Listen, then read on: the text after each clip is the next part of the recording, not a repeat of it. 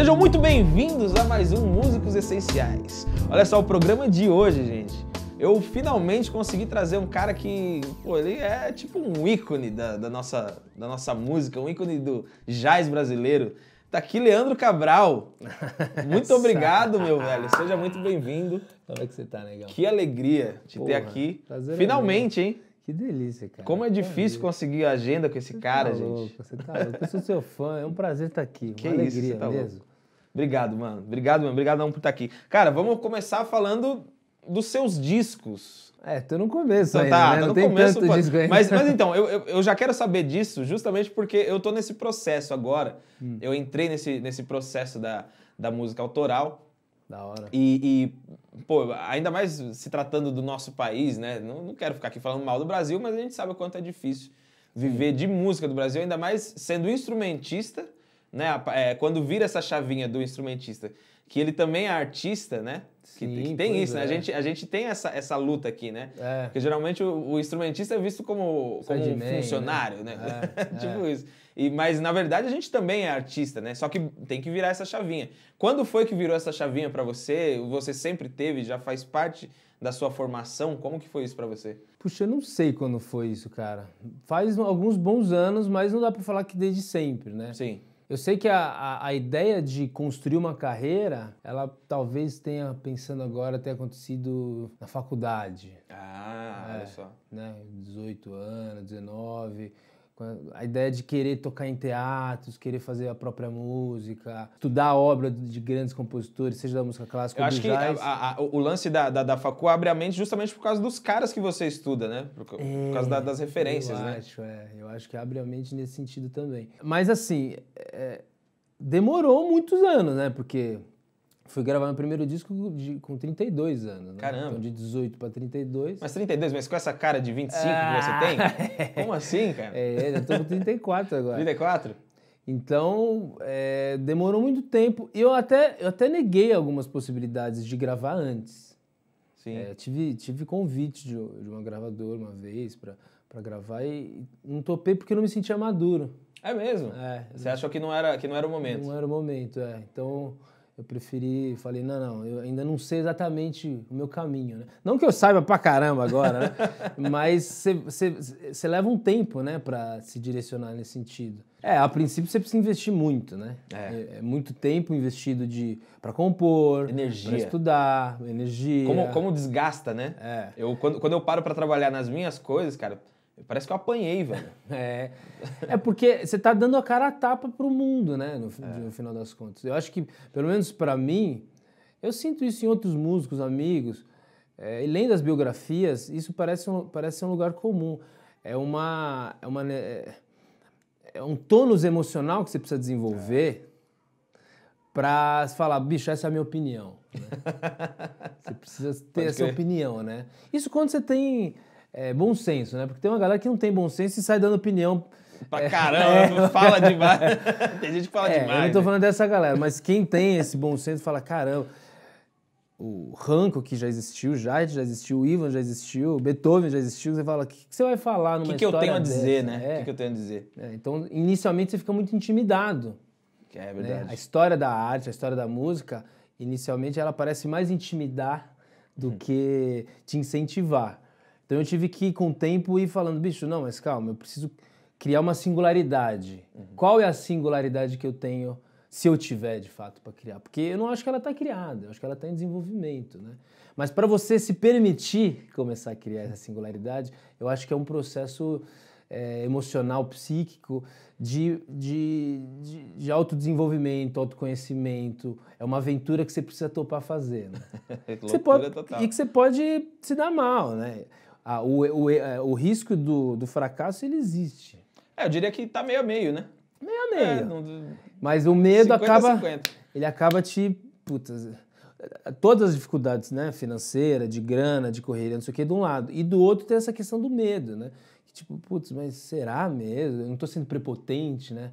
Eu acho que no Brasil a gente tem essa ideia. Eu não acho que o americano, né, o estadunidense, eu não acho que ele partilha dessa sensação em geral. Mas a gente, brasileiro, a gente partilha. A gente tem essa ideia de, eu tô sendo prepotente. Quem sou eu para gravar um disco, né? Sim. Quem sou eu?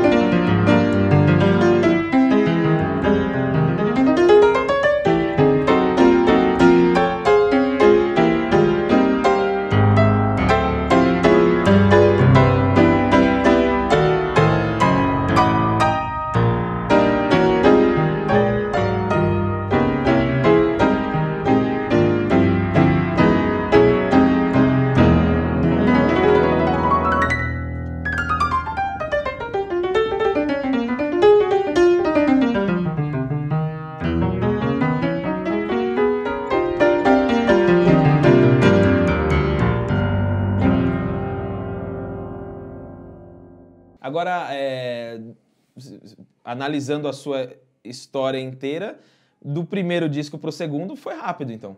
Foi muito rápido. Né? Porque parece que abriu uma chavinha.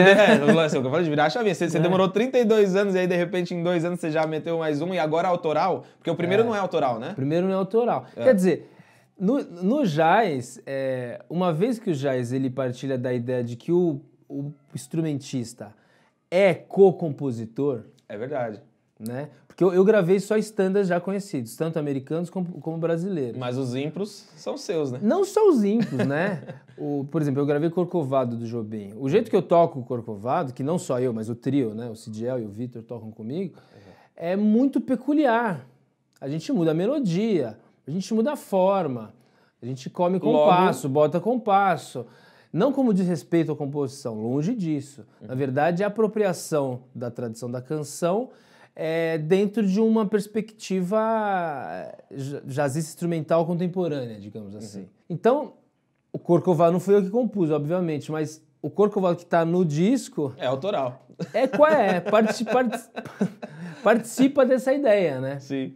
Mas em termos de composição mesmo, original, né? Eu concordo que é o segundo disco, a partir do Alfa. E como foi esse processo E demorou, de fato, esses 2 anos? Tipo, foi uma coisa, você terminou o primeiro disco e falou, já vou começar a compor, ou são composições que vieram ao longo dos anos? Como que se deu esse processo para o segundo disco? Tinha composições já prontas, tem uma em especial, que é uma cantada, que a Vanessa Moreno cantou, que é uma canção que eu fiz com 17 para 18 anos. Caramba, que louco. Na época da Renascer. Olha só, a gente vai falar disso. Não vou deixar passar o seu passado. Eu fiz para uma namorada da época, inclusive. Uau, que eu conheço, inclusive. Provavelmente você conhece. Conheço, claro. E eu fiz com letra, não sei o quê, e a música ficou Que guardada. lindo. Você é romântico, Leandro Cabral? Eu tento ser assim, eu gosto de você curte do romantismo. O romantismo? Tem um lado feminino desenvolvido. Que bom isso. Eu valorizo isso. Então tinham composições já de tempos, né? Mais de 15 anos, quase 15 anos, mas tinham composições também frescas, de 2, 3 anos. Sim. Mas praticamente, eu acho que quando eu gravei o primeiro disco, todas as composições que eu gravaria no segundo já estavam prontas. Já existiam. Sim. Mas tem essa coisa eu me preocupo muito com esse tempo de maturação. E eu tenho tido muita... Né, eu que estou nesse processo, né, eu estou insistindo que eu estou nesse processo porque realmente é uma coisa que está muito viva atualmente para mim. Então, assim, é muito difícil aceitar, cara. Que sentido? Aceitar a sua própria composição. Você mesmo ouvir e falar, tá legal ou não tá legal. Tipo, na verdade, eu sempre falo que não tá legal. Eu também. Eu ouço o disco, às vezes eu falo, nossa, que lindo. Outros dias eu falo, meu, por que eu lancei isso daqui? Pô, depois de lançado deve ser pior ainda. Porque não tem mais volta, né? Você já deu a opinião e tá gravado, né?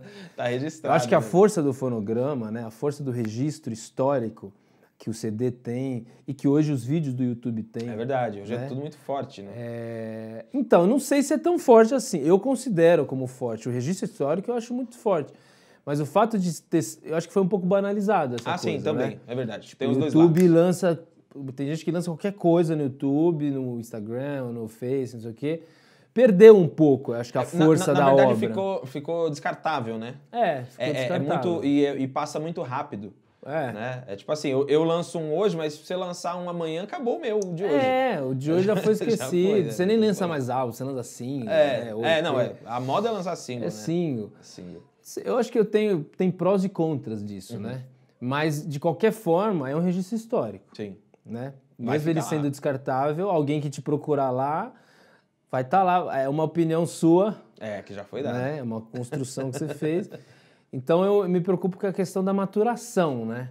Não é só o compor, não é só o tocar, é o criar personalidade, né? Dentro do grupo que você vai gravar, com você mesmo, o quão fresco e o quão maturado está nas suas mãos, na sua cabeça. Se pudesse, eu não teria gravado esse disco ainda, talvez. Estaria maturando ele até agora. Mas alguém te colocou uma pressão pra você faça logo? Na verdade, rolou a situação do Teatro Alfa, né? Apareceu a oportunidade de gravar no Teatro Alfa, que era um sonho que eu tinha, porque lá tem um piano maravilhoso, né? Tem um piano ultra incrível. É o trem das 11, né? Não pode se perder. Aí você dançou, né? Tem oportunidade na vida que não aparece duas vezes. Então, eu acho que foi também por isso que um disco foi já na sequência do outro, né? Porque apareceu a oportunidade, eu falei, galera, vamos gravar? Mal deu tempo de levantar as músicas, né? Todo esse processo de maturação que eu tô falando, que de uma certa forma já existia eu sozinho, ele não aconteceu do jeito que eu gostaria com o grupo. Mas esse grupo também tá fácil, Toca há 10 anos junto. Poxa, isso Leandro, facilitou. Dá um desconto, né, velho? Poxa, não seja tão radical, poxa vida. Então a gente teve alguns meses aí pra tocar, já saí marcando um monte de show pra fazer essas músicas no palco, né? Porque eu acho que a maturação do palco é mais intensa, né? É bem intensa, né? Mais intensa do que e dá a liberdade, né? Que é o que a gente precisa nesse tipo de música. Exatamente. Né? Se fosse tudo composição, se fossem composições todas escritas, tudo muito bem definido, acho que seria um caminho bem diferente do que foi, né? A ideia eu dou um lead sheet, né? Uma partitura com a melodia, a cifra, pros músicos e bicho, toca aí o que você quiser. Acompanha essa forma dentro do possível. Mas eu acho que... E vai pra cima. Uma coisa que eu acho muito, muito especial na música, inclusive o meu próximo convite já está oficializado agora pra você. Que legal. Voltar depois com seu irmão, Pô, Vitor Cabral. Né? E assim, uma coisa que eu acho bem interessante é irmãos tocando junto, cara. Rola uma sintonia que é muito natural, né? Que é uma parada que é do ventre mesmo, né? É muito louco, velho. Eu falo porque o meu irmão, ele nem é músico oficialmente, assim, ele nunca levou tão a sério a música, mas ele toca, a gente toca junto na igreja. E, cara, a gente faz coisas que a gente nem se olha, mesmo não sendo a profissão dele, é muito louco isso. É demais. E ele toca bateria tipo de quebra-galho, na verdade ele toca violão pra caramba. Bateria ele é quebra-galho e mesmo assim rola uns grooves assim que eu falo, caramba, bicho, que louco. E é a sintonia de irmãos. Então, o próprio Tédio Bal, né? O Tédio Bal, cara. São Tédio Bal, tem os Aposãs, tem o Cidiel e o Sidmar. Vamos fazer programas especiais com irmãos, cara. Os irmãos. Inclusive, a gente vai lançar um disco esse ano de um projeto chamado Irmãos e Brothers. Acho que eu já vi.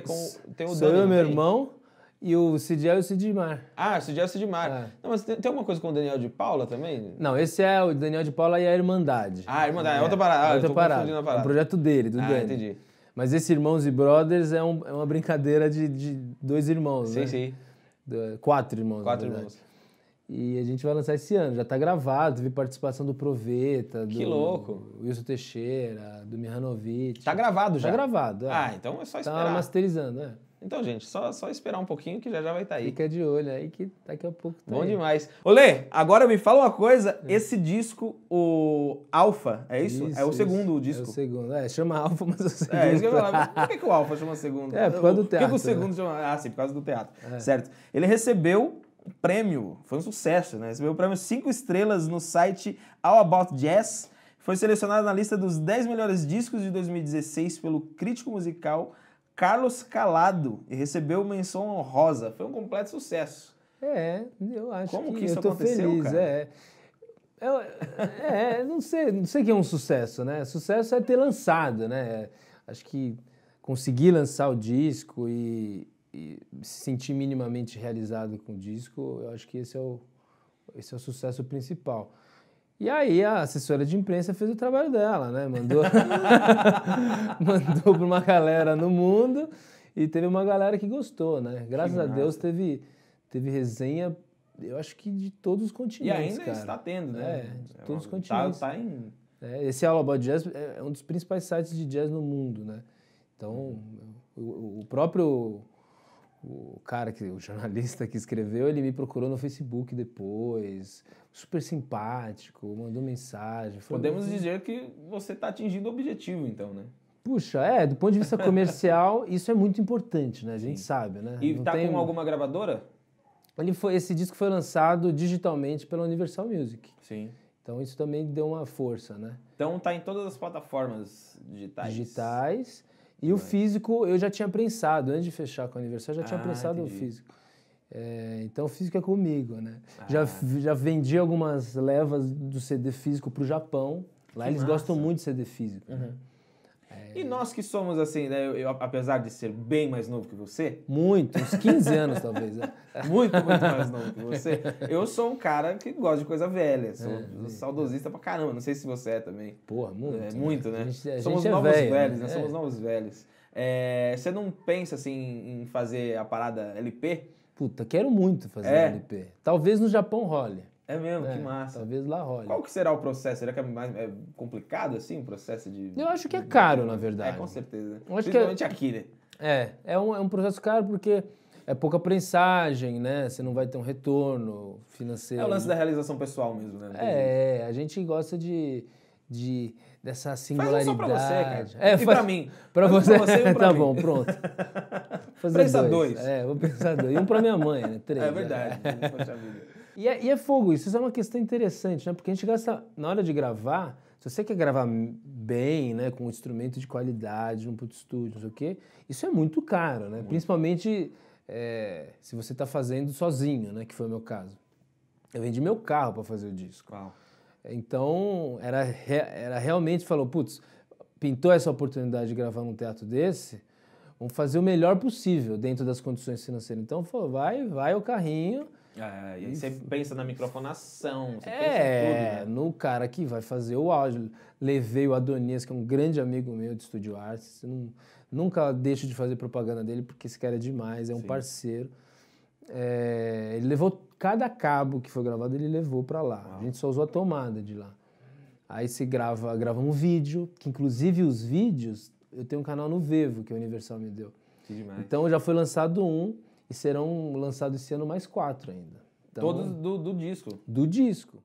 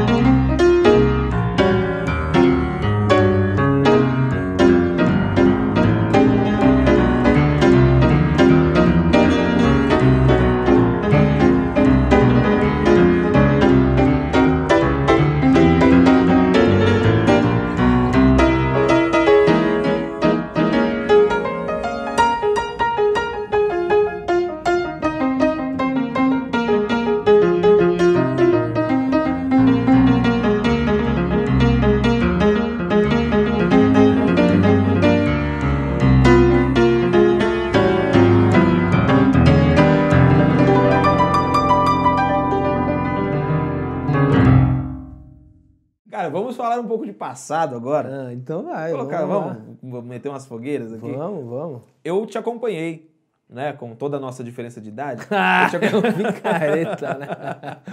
Eu te acompanhei os anos que você tocava na Renascer, né? Pra quem não sabe, nós viemos da mesma escola, viemos da mesma igreja, né? Sim. Éramos da Renascer. Escola musical. Só que eu perdi a época em que você saiu, né? Tem um vácuo aí, tem uma sombra na sua, até onde vai o meu conhecimento sobre a sua história.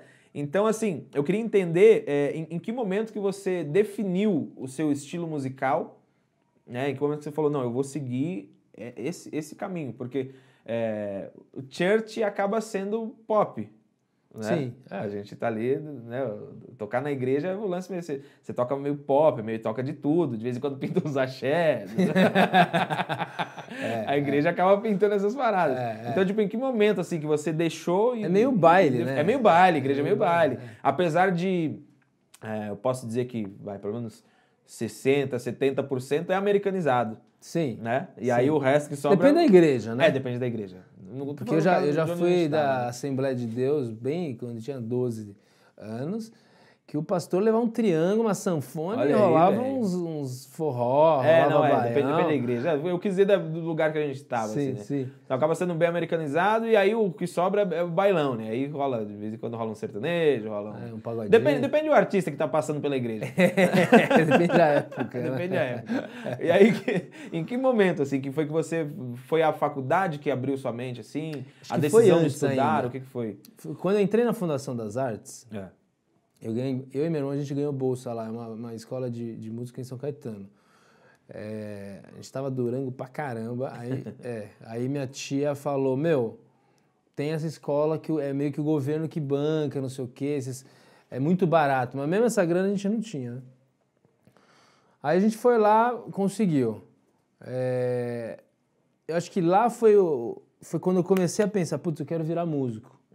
Porque já tinha relação com música, já tocava na igreja, já tinha estudado piano clássico um pouco, mas lá eu falei, que legal essa coisa de música, né? Porque aí você começa a ter aulas com vários professores diferentes. Isso eu acho que é uma das grandes riquezas de se passar por uma formação com diversidade. Porque aí você vê um falando A, outro falando B, outro falando C, isso te força a criar um caminho seu, né? Você fala, putz, não, mas eu vou ter que decidir qual que eu vou... Tem um momento que mesmo dentro da mesma instituição, eles falam... Coisas controversas, sim. Controversas? E essa é a riqueza da universidade, ou do conceito da universidade, né? Não era universidade no caso, mas é a riqueza da diversidade na formação. O conceito de formação, na minha opinião, passa por esses antagonismos, né? Um vai falar, putz, não, eu gosto mais de vermelho, outro vai falar, eu gosto mais de amarelo, outro, não, mas o verde é a grande verdade. Aí você, como aluno lá com 15 anos, fala, eu acho que esses caras estão viajando, né? Tá rolando uma bagunça pedagógica. Mas não é a bagunça pedagógica, é expor o aluno à dificuldade conceitual de estabelecer um paradigma. Que louco. Qual é o paradigma que você quer seguir? Se você segue um paradigma, se você é exposto a um paradigma só, é muito fácil você segui-lo aqui, né? Sim. Sem consciência, sem uma escolha. Agora, quando você é exposto a vários... Você fala, bicho, é uma sorveteria, né? Você entra lá na sorveteria e fala, e aí, qual que você vai querer? Se só tiver chocolate e morango, agora com 20 opções, você fala, caramba, você pode naufragar nessa escolha, você pode não escolher nunca. Ou mesmo que você pegue todos, vai virar um outro negócio. E se você pegar todos, você percebe que não vai dar certo também, né? Não dá você vai certo, sentir o gosto de nenhum. Não dá tempo de estudar. Se você quiser fazer bem feito, não dá tempo de estudar. Então, com o tempo, você vai... Putz, aqui não dá mais, aqui não dá mais, aqui não dá mais. Esse é um processo de anos, né? A gente está falando de um processo que já tem quase 20 anos.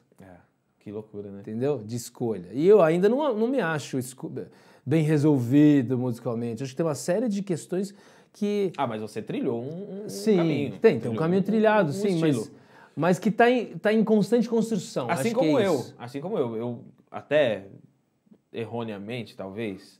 Eu me fechei numa parada também que hoje eu não toco outra coisa. Eu só toco o black, o groove. Você especializou, né? Eu acho legal isso. Estados Unidos eu acho que parece ser assim, né? A galera é bem segmentada, assim, rola uns nichos. Porque você consegue se especializar. Agora, uma vez que você está especializado nessa onda, você pode usar esse conhecimento e pular para outra. Sim. Né? Não é o fim, né? Não é um fim. É isso que eu estou querendo dizer. Quando eu falo que não estou definido, não é porque escolhas não foram feitas e um trabalho não foi desenvolvido. Sim, escolhas foram feitas e um trabalho foi desenvolvido. Mas você vê, olha a carreira do Miles, a carreira do Herbie, a carreira do Quincy. Eu acho que o cara... Esses caras, eles estão em constante mutação. Exatamente. Eu acho que o melhor exemplo é o Herbie, né, velho? Não tem como, ele é muito louco, né, velho? Em constante mutação. E ainda tá, né? Ainda tá. Os últimos shows dele aqui foram, tipo, até criticados, até negativamente, né? De tão diferente que é. De tão diferente, tão contemporâneo, de tão não acessível pro grande público. Eu tava num deles, né? Na Sala São Paulo, do Herbie Cohen Shorter. Esse show mesmo que eu tô falando. Eu achei foi bem maravilhoso. Então, eu ouvi muita gente falando mal, cara, você acredita? Mas é natural que isso aconteça. Uma vez que ele tá dando um passo fora das fronteiras que ele já definiu, aqueles que esperam a reprodução daquelas fronteiras, como eu também estava esperando, de alguma maneira, ainda que inconscientemente, você fala, putz, não, cara, eu queria o velho Herbie.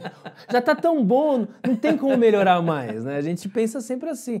Mas o que parece é que esses grandes artistas, eles estão sempre olhando a próxima página, eles estão olhando a página em branco ainda, né? né? A gente está olhando o que eles já escreveram, mas eles estão olhando a página em branco da frente, né? Exatamente, é muito louco isso. Isso volta até no que a gente falou, que o brasileiro se cobra demais, né? Que a gente fica nessa de achar que tá sendo muito pretencioso e tal. E os caras não têm esse medo, né, velho? Não tem esse medo. Falando, claro, vou falar de artistas que eu acompanho mais, né? A galera que acaba sendo no New Soul e tal.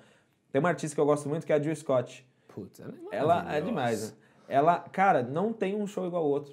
Que legal. Cada show é um arranjo, velho. E constante mudança de banda também. Sempre troca uma figurinha ou outra que muda totalmente a sonoridade da parada, assim, velho. E assim, mesmo que ela toque, que ela faça um show com o mesmo repertório, é outro arranjo. Você pode pôr no YouTube, você dificilmente vai achar vários shows com os mesmos arranjos, assim. Que da hora. Eles não têm esse medo, né, cara? Talvez que da falte hora. isso, né, na gente. E esse exemplo que você deu é demais, assim. Eu vou usar isso. Vou tomar isso pra mim. Sempre olhar a página que tá em branco, a próxima. É uma constante construção, né? Não isso é parece demais. ter fim. Eu acho que a arte é um paradigma, um tipo de visão do mundo onde esse tipo de visão do mundo permite você operar desse jeito. Permite você operar desse jeito. Você olha para o presente e para o futuro sempre a construir. Sempre a construir. Sempre a construir. Outras aberturas de mundo, elas olham como algo fechado, né? Não, já vi músico, inclusive, falando. Não, mas tudo que já tinha que ser feito, já foi feito. Pô, eu já disse isso. Eu já disse isso, mas hoje eu acho de... Mas é o lance de você mesmo estar em mutação. Tá em mutação. Há uns anos atrás eu disse isso, mas hoje eu já não digo Hoje mais. você não acha, olha que legal. Acho, Olha que legal. Eu já falei, não, agora daqui pra frente a gente só tá copiando o Só que já tá foi copiando. feito. Não é, cara. Não é, mas não é mesmo, né? Tem muita coisa foda acontecendo no mundo hoje. Tem muita coisa pra criar ainda. Né? Não, você fala, como é que esse cara arranjou essa saída, né? Você vê o Lettieri Slade com a Orquestra Rompilés na Bahia, fazendo um som que eu nunca imaginei, nem em sonho. Você vê o Jacob Collier Pois é. lá fazendo outro som que você fala, meu, de onde esse cara tirou isso? Louco, né, velho? O Corey, né, velho? O Corey Henry, né? Se apropriando de uma tradição protestante gospel, juntando com jazz. Juntando com jazz, exatamente. E funk, soul, e canta também pra caramba. Ele tem um lance, ele tem uma veia James Brown e uma veia Hendrix, né? Pois é. Ele fez um pacotão, né? Pacotão. E toca piano pra caramba. Então você fala, isso aqui já existiu? Eu não conheço um Corey Henry do passado, não. com os atributos específicos do Henry, né? Por mais que ele seja um mesclado das coisas do passado, ele é o único. Cara, ele criou algo dele já, eu acho. Já é dele.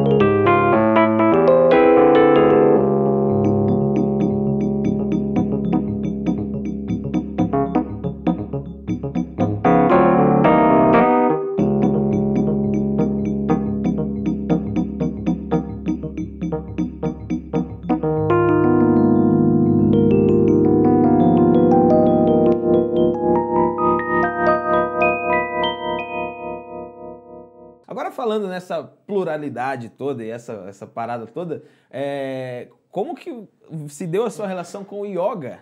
Puxa vida, Me através conta de isso, muita cara. dor. Eu imagino. Yoga e jazz, como que você fez isso caminhar junto, cara? Que projeto muito louco, como que foi Pois isso? é, foi muita dor, cara. Na época da faculdade, que eu também ganhei bolsa na faculdade, porque eu não tinha condições nenhuma de fazer aquela faculdade, eu estudava de manhã na faculdade, aí à tarde eu tocava e estudava piano a tarde toda, e à noite eu gigava. Aquela vida, né? Vida louca, sem carro, né? Não tinha nem carta naquela época, morando em São Bernardo. Sim. Então eu ia pra faculdade, pegava o busão na frente da Metodista lá na Tieta, com terno, com a marmita, com os livros, no busão lotado, para ir até o centro da cidade, né? 6 da manhã, 6h30 da manhã. O terno todo amarrotado, né? Eu devia ser uma vergonha. Chegava no hotel para tocar à noite, ou no gig, evento, sei lá, com o terno tudo amarrotado, mas era o que dava para fazer, né? E nessa vida, as colunas foi zoando, né? Foi deteriorando, foi cansando. Até que... Porque o piano, ele exige muito fisicamente, né? Sim. Aparentemente, ele parece um instrumento que exige menos do que outros, por exemplo, a bateria, que você vê que o sujeito, de fato, está se movimentando muito. Mas quando você mantém a postura correta, sem encosto nenhum, durante muitas horas, com micromovimentos, né? Você não tem esse movimento aqui da bateria, mas você tem micromovimentos que são ultra exaustivos, você sabe disso. Sim. Apesar de tocar teclas leves? Não, mas o micromovimento não precisa necessariamente do peso. O peso é mais um agravante, né? Mas o movimento já está acontecendo. Tá acontecendo, né? Ombro, lombar, enfim, eu fui me zoando.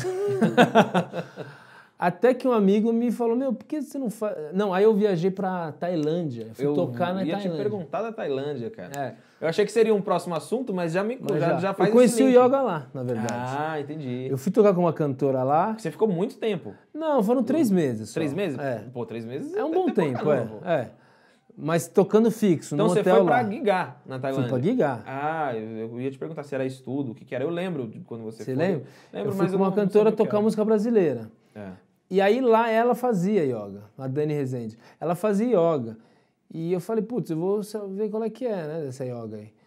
Conheci mais ou menos, gostei, mas do outro lado me machuquei, porque a aula era em inglês, eu nunca tinha feito. Era o Ashtanga, que é um tipo de yoga bem hard. Eu não sabia nada de yoga na época, isso faz 12 anos, foi em 2006. E aí eu me machuquei o pescoço, falei, parei. Imagina, eu tenho um contrato com esse hotel, eu não posso... Imagina, se machuca, se lesiona, fica 15 dias parado, não sei o que isso acarretaria, né? Então eu desisti. Quando eu voltei pro Brasil, as dores continuaram, dor na coluna, dor no lombar, dor em trapézio, tendinite, um monte de problema, né? Só o pó, né? Só o pó. 20 e poucos anos, né? Um corpo desse jeito com essa pouca idade, né? Eu sempre senti muita dor tocando. E aí o yoga, um amigo meu me falou do yoga, eu falei, putz, eu fiz yoga lá, foi uma experiência legal de um lado, estranha do outro, vou tentar de novo. E eu conheci o Marcos Rojo, que é um dos maiores professores de yoga de São Paulo, talvez do Brasil, que é um cara que é PhD em yoga na Índia, um cara muito sério, professor da USP. E, bicho, esse cara mudou a minha vida, né? Ele e todos os professores associados lá. Eu fiz especialização, fiz curso de especialização em yoga depois. Caramba! 2 anos. Isso já mais recente, né? Isso foi em 2014. Porque eu fui me apaixonando, né? O yoga foi me dando ferramentas fisiológicas, um conhecimento corporal, que você fala, antes eu tinha que tomar anti-inflamatório, tinha que fazer massagem, tinha que não sei o quê, e ainda doía. Hoje eu não tenho que fazer mais nada. Caramba, velho. E tô melhor, né? Minha técnica melhorou, tinha coisa que eu estudava e não saía. Com conhecimento corporal, eu conseguia soltar o tendão conscientemente. Que louco, velho. Ou com alongamento, ou com os dois. Quase uma autoacupuntura. Você imagina o ponto e mentaliza uma energia, se jogando uma energia lá. Você fica fazendo isso 5 minutos, de maneira relaxada, você percebe que o músculo vai soltando. Que louco isso. Não tem nada de misticismo, é um movimento bastante físico mesmo, né? É bioenergia, né? Não é energia dos astros, plano astral. É uma bioeletricidade. É bioeletricidade. Então você fui aprendendo, e estou aprendendo até hoje a fazer isso, então você fala, pô, gostei dessa brincadeira. E eu passo isso para os meus alunos, né? Caramba, que Tem demais, aluno que chega lá com dor, ou fala que não tem dor, mas com o tempo eu vou vendo uma postura, desenvolve a dor. Com o tempo a gente desenvolve a dor. Não, é que às vezes é uma falta de consciência tão grande corporal que a gente tem, que nem lembrar da dor a gente lembra. Eu falei isso pra minha namorada ontem. Eu falei, já teve aluno que eu cheguei... E aí, primeira vez, prazer, sou Leandro, Parará. Você tem algum problema físico, dói em algum lugar? Ele falou, não, tá tudo bem. Aí depois de 30 minutos de aula, o cara já tem dor nas costas, já não dorme bem, até que ele vai lembrando de um monte de... Pô, eu preciso de algumas sessões com você. Pô, cara. Vai ser uma delícia, vamos fazer. Deixa eu começar aqui uma sessão de yoga, gente. Vocês acharam que a fogueira que eu ia colocar era musical? Vamos tirar tudo isso daqui e deitar nesse tapete aqui, bicho. Já é. Lê, agora me fala como que estão os seus projetos depois de toda essa gama de conhecimento, todos esses encontros com você mesmo, e culturas. E desencontros também. Desencontros, culturas, realizações pessoais, enfim. Como que estão os projetos hoje, 2018? O que está acontecendo hoje na sua vida? Então, estamos trabalhando o Alfa, né? Estamos fazendo show, estamos rodando. Você tem ido a outros países, não? Como que está a sua relação com... Ainda não. Estamos pleiteando um show no Japão. Uau! Já está em parceria, está quase rolando, mas ainda já não fechou. Já saiu uma entrevista, já? Saiu uma revista japonesa, eles me deram 4 páginas. Olha, eu li tudo, porque eu leio bem aquelas letrinhas, né? Eu entendo. Você tudo. curtiu? Curti, pra mim ali tá tudo assim, yoki, tá tudo isso. Pode virar um patrocínio aqui. Pode rolar, por que não? A gente já pensou ter aqui uns petiscos? Ia ser da hora, Ia ser interessante, um amendoinzinho. Poxa, pessoal da yoki, por favor. E aí, além do trio, eu tenho um grupo, Leandro Cabral Grupo, que é com meu irmão também, claro, né? Eu sei tocar com meu irmão. Mas tem o Robinho Tavares. Já dá uma diferença. É muito louco. Eu acho bem interessante essa coisa assim, de banda, porque você troca um integrante, muda tudo, né, cara? Muda tudo. Quando os caras são bons. Mas quando é ruim também, quando é ruim também. É verdade. E aí tem o Robinho, tem o Cássio Ferreira de saxofone. Adoro o Cassinho, cara. Tem percussão, o Ricardinho Braga, que é da própria Rompilés, lá da Bahia. Bom demais. E esse é um trabalho focado na cultura afro-brasileira. Então a gente toca temas do Letieres, toca temas do Moacir Santos, né? Uau. Que é o nosso pai negro aí da cultura negra brasileira, na música instrumental, né? E toca alguns temas meus, eu toco alguns temas meus também, que eu estou tentando compor dentro dessa onda. O Alfa eu já fiz isso, né? Já compus. Já tá mais abrasileirado? Tá. Na verdade, o Alfa é bem brasileiro. Só que é brasileiro num contexto cool. Entendi. Né? Porque é uma formação menor. Agora o grupo não. O grupo já vai para as cabeças, negrão, aqui já pra com pra. já vem nervoso já. É tipo... tem essa influência do funk que a gente adora, né? E que o Robinho ele traz como ninguém essa. Pois é. Né? E o Vitor também. Mas é como se a ideia é um funk passando pelo jazz e passando pela Bahia, né? Então é essa mistura eu quero ver que tem isso, no cara. grupo. Eu quero muito ver da hora, pô. A gente tem show no Jazz dos Fundos, dia 30 de maio. E a gente tem show... Quando? No festival... Vai ter um festival chamado Music in the Park em julho, no Teatro do Povo, no Parque do Povo. E depois, em agosto, tem show em Sesc. Pô, tá rolando. Tá rolando. Tá rolando. Que bom. Graças a Deus. Que alegria. O que mais? E Deep Funk? Deep Funk, pois é. Deep Funk Session... Precisa gravar disco, né? Vamos gravar. Eu acho que esse ano a gente grava. Que massa. O Vitão tá se animando. Agora eu comprei um Rhodes, então acho que vai rolar. E como que você tá lidando com o Rhodes? com o lance da mecânica diferente dele. Pois é, um Isso era uma coisa que eu queria falar. Porque tem, você que é um professorzão mesmo, né, cara? Você é um cara que é pianista de verdade. Tem toda a mecânica do negócio, né? Como que tá pra você isso? Então, eu peguei ele semana passada, cara. Eu montei ele, eu toquei nele 2 vezes só. Essa semana eu vou tentar sentar mais nele para estudar. Mas eu sinto que é um outro instrumento. É, né? É outro instrumento. Ele responde de outro jeito. Tem uma pergunta, inclusive, que as pessoas me fazem, que eu tenho até um pouco de dificuldade de responder, assim. A galera fala, mas qual que é a diferença de piano e teclado? Eu falo, bicho, toda a diferença do mundo. Como assim, qual a diferença? Toda. Mas, assim, o que você faz em um que você não faz em outro? Acho que, na minha opinião, para começar, é que o range de detalhamento timbrístico do piano, ele é muito diferente do range, né? Uma vez que é acústico, uma vez que você tem corda vibrando, uma vez que você tem uma vida, né? O martelo, você tem que acionar o martelo você tem vários jeitos de acionar esse martelo, de bater a cabeça do martelo na corda. Eu acho que isso é um tipo de relação muito específico. Quando você vai para o teclado, tudo isso não existe mais. Né? Tem teclados com tecla pesada que tenta simular isso, inclusive você regula isso, o range de dinâmica, né? Se você quer. Mas não é mais, né? Você já está em outro instrumento. E aí quando vai para o seu mundo de teclado mesmo, putz, eu acho que é outro mundo ainda. Uma terceira via. A sua escolha pelo Nord foi o que você mais se identificou em relação ao piano?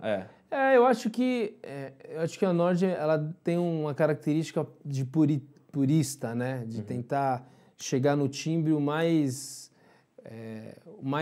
real, não, mas o mais perto do acústico, digamos assim. Para os instrumentos acústicos, estou falando, obviamente, né? Que é onde eu mais me identifico, que é piano acústico, que é os pianos eletromecânicos, o próprio Hammond, né? Acho que nesse sentido eles não botam aquele boost de som de cliente, né? Que a gente tá ligado. Não tem som de cliente. Às vezes você até sente falta, dependendo da situação. Se você vai tocar pop, você sente muita falta. Que vai resolver o pop, sim. Você vai ter que sair botando uma gordura aí que ele não tem, né? Mas essa ausência de algumas gorduras digitais do mundo pop, elas são bem-vindas no jazz, né? Cara que... Ou no jazz funk, não sei o quê. Então, acho que não é a questão de ser melhor ou pior. É qual é o segmento... que te resolve. É exatamente isso que eu falo pra galera. Que você está atuando. Muita gente, quando eu vou fazer workshop, enfim... uma pergunta que sempre levanta é por que você não usa o vermelhinho lá? Por que você não usa a Nord? Eu falo, gente, porque eu não gosto. Porque não é do meu segmento. Sim. Né? E você tem toda a razão. É uma questão de segmento. É um teclado que não vai resolver o meu segmento, mas olha para você, porque nós atuamos em áreas diferentes, né? Não tem jeito. Sim. Então é o lance do segmento mesmo. Da hora. Muito louco isso. Eu quero te dar meu CD, rapaz. Poxa, por favor. Eu achei que não ia chegar esse momento. Olha só, Leandro Cabral Trio. Alfa, olha aí. Por favor. Focaliza aí, Pedrão. Como é que tá aí? Rolou? Vira pra baixo, pra cima, pra onde eu vou? Aí, olha aí. O Alfa, vou ouvir com muita alegria. Tá no Spotify, tá no iTunes. Vou ouvindo no carro agora já. Da hora, vou pra cá. Eu ainda tenho o CD no carro. Oh, amém. Vou colocar bicho. lá. Tem gente que fala, putz, mas eu não tenho CD. Como você não tem onde tocar CD? Não, que isso. Isso não pode acontecer. Você não tem o notebook, cara. O notebook ainda tem lá, entra dentro do Mas CD, tem gente que tem o Air, né?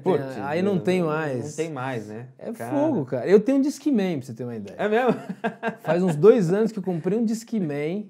Fui no eBay, véio. comprei um Discman, porque aqui no Brasil eu não achei em lugar nenhum.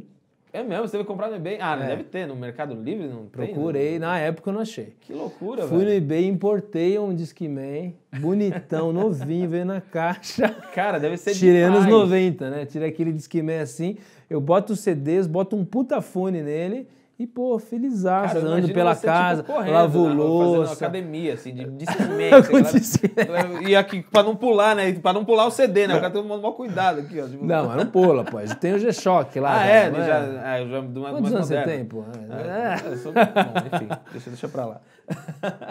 Lê, bom demais, cara. Pô, que prazer, Sem cara. palavras, agradecer sua participação aqui. Meu, eu sou seu fã. Você tá louco. Pra caramba. Para de falar aí, vou ter que cortar essa parte. Você é um negão swingueiro da porra, entendeu? Eu abro meu Instagram lá e fico babando. Falo, olha esse picareta aqui.